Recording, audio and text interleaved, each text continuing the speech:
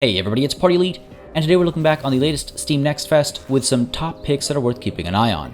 If you find any of these interesting, remember to add them to your wishlist on Steam as it really helps developers out, and if you're looking for more recommendations, I highly suggest you check out the video I've linked in the description and pinned comment down below, as well as at the end of the video. It's another set of 6 games I had an absolute blast playing that I'd recommended for this Next Fest before it even began, and those 6 stood the test of time and remain some of the best from Next Fest, alongside the 5 we'll be discussing today. I just didn't think there was any value in repeating myself from a video I released literally a week ago. Anyway, enough time spent on the introduction. There are timestamps down below, there is no more time to waste, and there are 5 games from Next Fest to talk about. Let's begin. Great Houses of Calderia piqued my interest when I first came across it a handful of months ago, and then again when it was shown during the PC Gaming Show a couple of weekends ago now, and sitting down with it during Next Fest has reaffirmed my interest. The game takes on a fantasy renaissance setting, taking you to a fictional world and putting you in charge of a family and the lands under its control. The demo only gave access to one family and a relatively thin slice of the gameplay experience, but it was clear to see the kinds of ideas being developed here.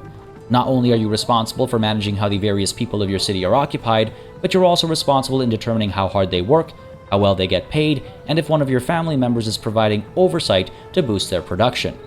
Outside of your city, you'll be engaging with other houses, sending family members off to initiate courtships, discuss friendships, determine trade deals, so on and so forth, and as you engage in such activities, you look to acquire the resources you lack in order to pay the workers, which in turn will make them happy, which in turn will grow your cities, which then in turn will grow your stature.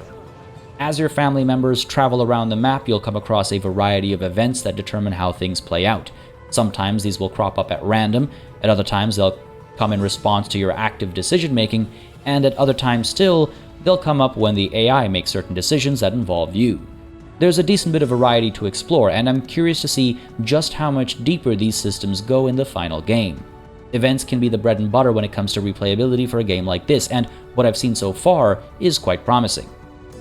Outside of these events, you'll sometimes come upon conflicts. While the demo only allowed for social conflicts, the full game will have war as well, and based on the demo gameplay and what I've seen in the trailer, they'll work in similar ways, presenting you with something of a board game minigame. During these challenges, the game takes on a completely new dimension as it becomes a matter of placing and moving your tokens in a way that counters your opponent, deciding on one benefit or another, or trying to outmaneuver your opponent to get both. It's an interesting approach, and that's the vibe I got from all aspects of Great Houses of Calderia. It's trying something different, whether it's about population management, building construction, family management, diplomacy, trade, or war. Now, some of these ideas are of course inspired by other genres or other games that are already out there, but Great Houses of Calderia is trying to bring them all together from all these sources, sprinkle in some fresh ideas of its own, and bind it all together in this rather interesting fictional Renaissance setting. I am really quite curious to see how everything comes together and how the full game feels. There are many questions that still need answering, but I'll certainly be keeping an eye out for the opportunity even to just get those answers. I've had my eye on the fabulous Fear Machine for quite some time now. The art style always stood out to me, the themes of fear-mongering, conspiracies, and occult-type horror have always appealed to me, and the super campy B-horror movie vibes have a great deal of draw and charm. This Next Fest, I finally got a chance to play it, and what seemed like a simple game at first quickly engaged me for way longer than it was supposed to. I straight up spent way too much time playing this game during the festival. The game is about spreading fear and doubt in order to weaken a populace and make them more susceptible to a message that your player character is trying to spread. The Next Fest demo, at least as far as I played, had you playing as an employee at a pharmaceutical company who would do anything to reach the top, and so your messaging involved things like trash-talking competitors, making your own product seem like the only right choice, and fighting against bills and laws that could reduce your profit margins. To do all this, you get to work using cards that represent different kinds of conspiracies and fears, tokens that represent your agents who help you spread said fears, and strategic thinking. You'll determine which messages you want to spread to each of the regions you need to control as per your objectives, and each of the messages might have their own prerequisites for the kind of fear that needs to be prevalent in the region before the messaging will stick. Once you choose a point of origin for your fear, you'll be able to place at least one card down at a nearby city to begin the spread. Your agents, meanwhile, will go around exploring points of interest and engaging with random events that pop up from time to time. The points of interest within cities are essential in order to generate resources or to unlock new slots in which to place more of your fear-mongering cards, while the random events range from red herrings to absolute gold mines of opportunities, always coming with a cost or benefit. Resources will often be used to tackle various events and competition, but by and large, you'll be using resources to evolve your cards to higher levels, causing more fear and increasing the level of the specific kinds of fear that the card causes, helping inch you closer and closer to the prerequisites you need to fulfill before sending your actual propaganda messages. You really have to plan which cards go where, which ones are prioritized for evolution, and when to take advantage of certain events that might bolster or hurt your approach. Rival conspirators or operations will arise from time to time, and the same agents you use to acquire resources and investigate events will be needed to infiltrate and dig up dirt on these competitors, and using appropriate resources, you need to find ways to crush your competition before they crush you. And you're doing all this in real time with pause, managing time as the ultimate resource against unrelenting threats. I found the theme to be just excellent, the art and music to be absolutely on point, and the storytelling was a great draw. I feel like this game has absolutely massive potential. It's already fun to explore all the little narrative beats, events, and conspiracies, and it really feels like infinite potential for additional storylines, characters, plots, conspiracies, and more. Organs Please takes a ridiculous but arguably believable premise often presented in disaster movies and turns the dial to 11. The end of the world is nigh, and the wealthy elite have a plan to escape to a different planet and live on.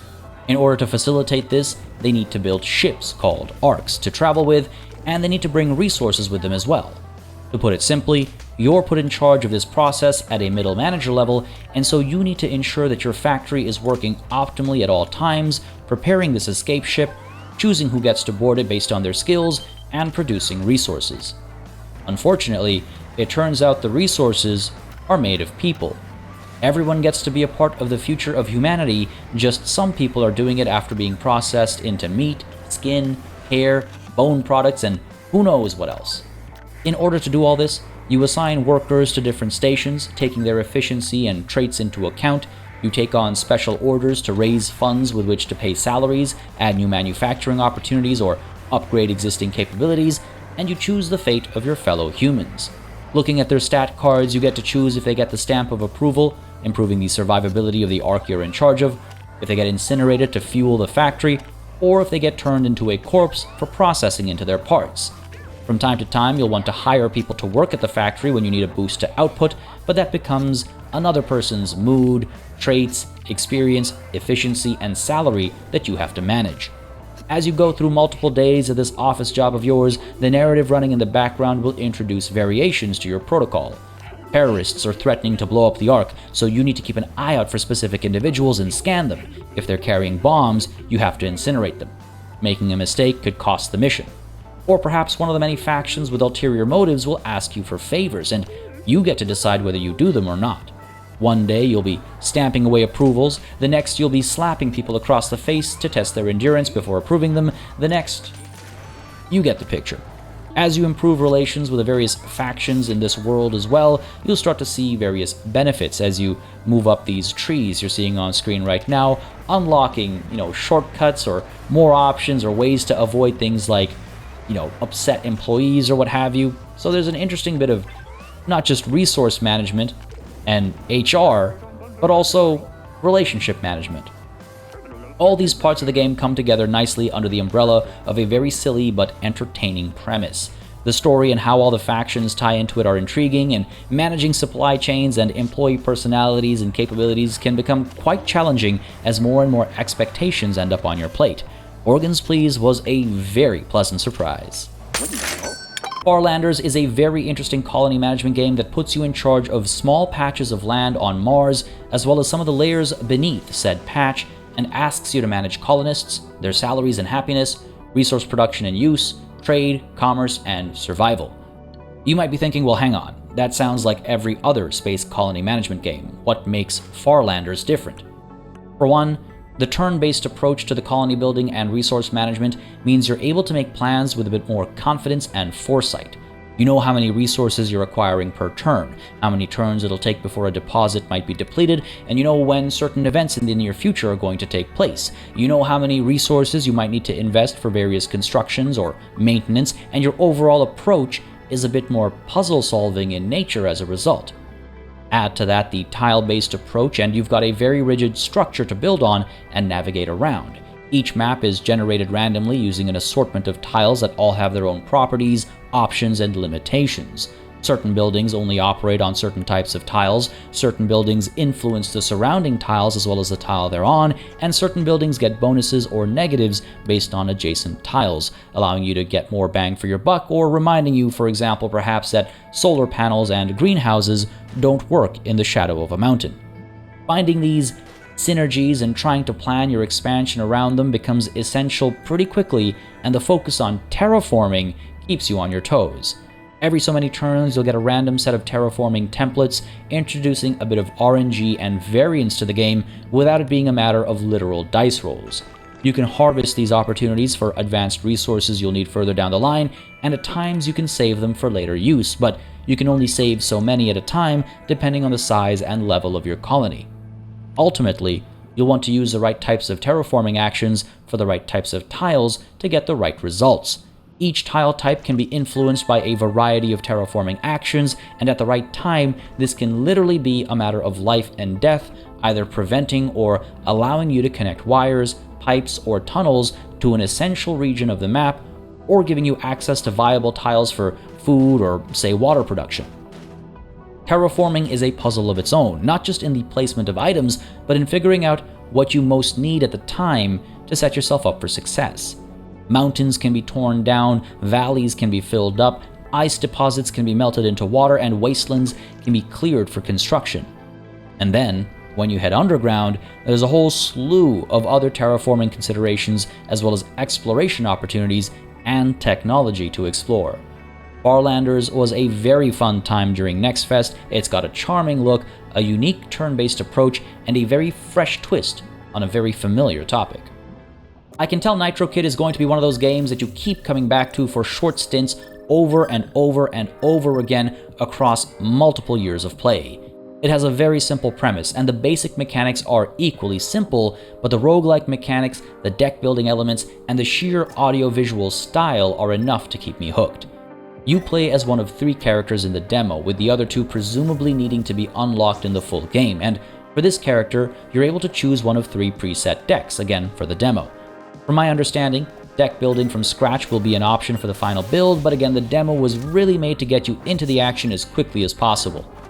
Once a deck has been selected, you dive in, starting at the bottom of a building, climbing it floor by floor, with each individual floor either providing a battle, a boss battle, a store to buy cards and modifiers at, random events, or Nitro Kids to free.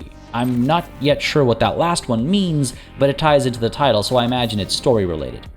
Either way, as you engage in combat, you'll find something similar to fights in tight spaces. Randomly generated grid-based maps will host a handful of enemies, you'll get to place yourself, and then using the cards at your disposal, you'll move around, attack, raise your guard, heal your HP, and try to overcome the enemy. Shields protect you from direct damage, and various status effects can influence you and your enemies, changing damage output, causing damage over time, etc., etc. Your enemies will telegraph their plans to you, so you will have intel to work with, but that intel is sometimes not enough as you find yourself overwhelmed with the enemy using status effects and attacks to great effect. As you try to manage your action points, picking the right cards in the right order is essential.